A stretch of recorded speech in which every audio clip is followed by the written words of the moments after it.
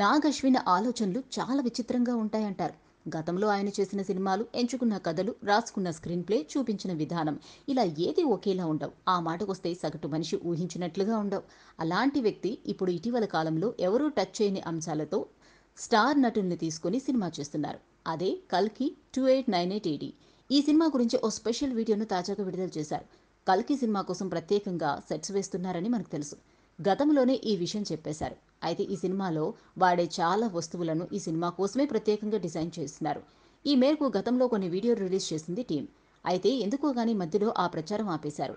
అయితే ఇప్పుడు సలారు వచ్చేయడంతో తిరిగి ప్రచారం షురూ చేశారు. అందులో భాగంగా గన్నుల వీడియోను రిలీజ్ చేశారు. వైజయంతి మూవీస్ బ్యానర్లో 600 కోట్లకు పైగా బడ్జెట్తో అశ్విని దత్ నిర్మిస్తున్న చిత్రం కల్కి. ఈ సినిమాను తన అల్లుడు నాగిని తెరకెక్కిస్తున్నారు.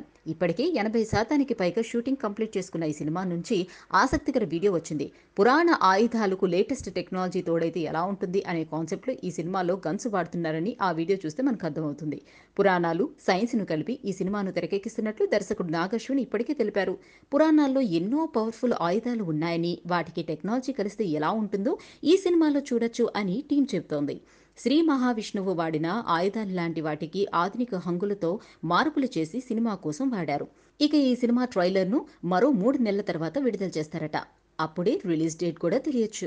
Please subscribe Pragna Media. Please like, share, subscribe to Pragna Media. Pragna Media, please do like, share and subscribe. Please subscribe to Pragna Media. Please like, share and comment if you like the video. Pragna Media.